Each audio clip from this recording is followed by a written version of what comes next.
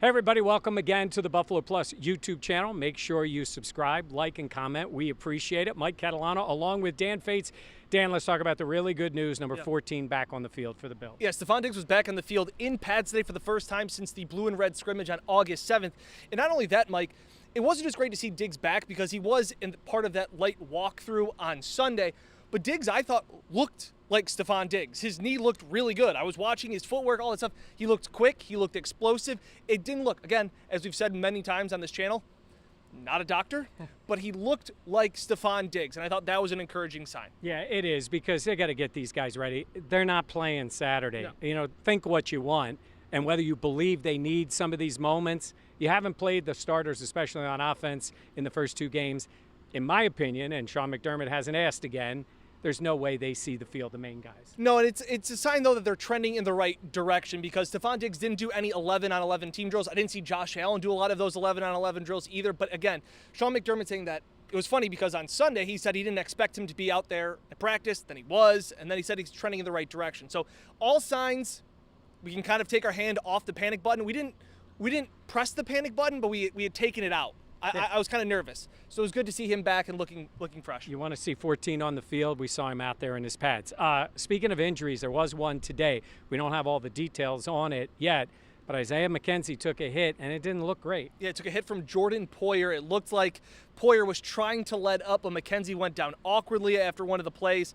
Kind of left in a lot of pain, holding on to his left arm, shoulder area. Again, not a doctor on this channel here, but just not a good sign because McKenzie did leave practice, did not return. Yeah, and he's a valuable guy to him. Marquez Stevenson not on the field either. Again, when we're talking about special teams, look, Isaiah McKenzie's going to be on this roster, yes, right? You know, I know a lot of times people start to do the numbers. He's going to be there. We don't have all the details on the injury yet, but he's a very valuable person to this offense, and they'll want to get him back out there.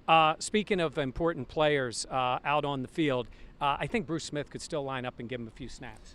Boogie Basham said he was still bench pressing today before team meetings. Looks great for 58 years old. And it was really kind of cool, Mike. I mean, you covered Bruce at that time.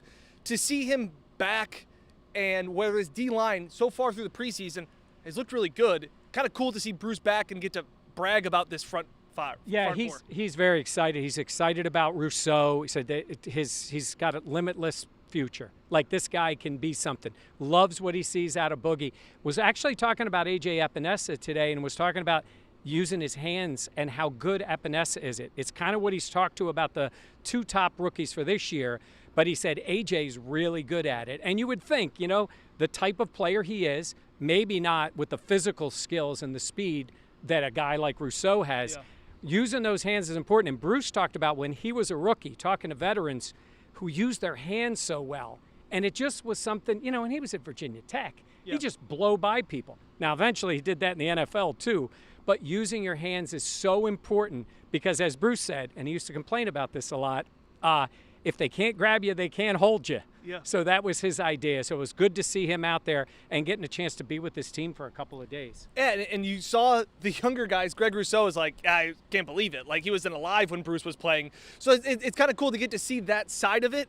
And, you know, the kind of, you know, admiration that each other have for one another was cool because you said that Bruce had a lot of respect for them, and they obviously had a lot of respect for Bruce. And not just the young guys. Bruce also talked about Jerry Hughes, and he spent a lot of time talking with Jerry Hughes, and he's like, this guy's been around for a while, but he wants to soak up information, things that can help him. And your career changes. Yes. So you go from maybe being that dominant player to now all of a sudden having to be a little bit craftier, have to do some more moves. And it was cool to see, again, Jerry, who's the longest tenured Bill here, the veteran here, still getting words of wisdom from a Hall of Famer. Yeah, I can use that. I try to be a little craftier when I can. Yes. I don't have the game day speed that I used to, but I try to do other things. A little things. more veteran days off. Exactly. Oh, one other thing Bruce told him. He said when I talked to the whole team, talked about the window, the 4 or 5 year window. He said, you guys are in that now, and it can go away fast. So Bruce was pretty excited to tell them, when you're here, you got to take advantage of it. During the Bills window, they went to the Super Bowl 4 times. So let's see if this team can get to the first one. We got to talk to you about COVID because it impacts this team and what happened today.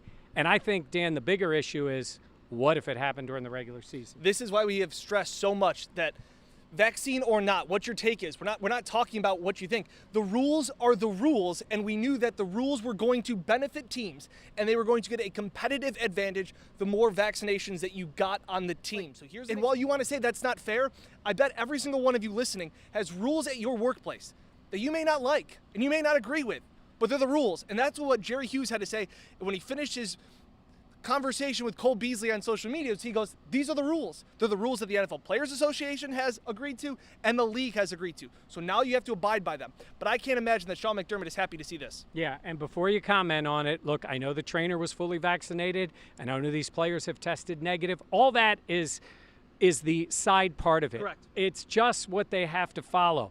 Will at some point the NFL change rules? I'd say no. They have them in place. I think they're going to keep them that way, but it's more about what the impact is. If this was the regular season, today is Tuesday, you got Wednesday, Thursday, Friday, Saturday, Sunday, they're not playing. Right, and this isn't going to end.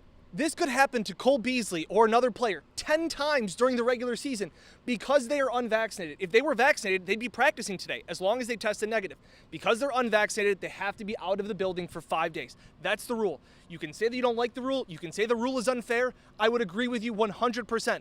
But that's the rule, and that's how you got to play the game. Yeah, and that's what they're going to have to deal with. Right now, they're hoping to get those players back on the field. They're coming into the preseason game where most, if not all those guys, probably wouldn't see the field, but it could be an issue down the line. Hey, thanks for being with us. Again, as we always stress, please make sure you subscribe, comment, like. We love all of that, and we'll continue to put a lot of content here for you on the Buffalo Plus YouTube channel. For Dan Fates, I'm Mike Catalana. Thanks for watching.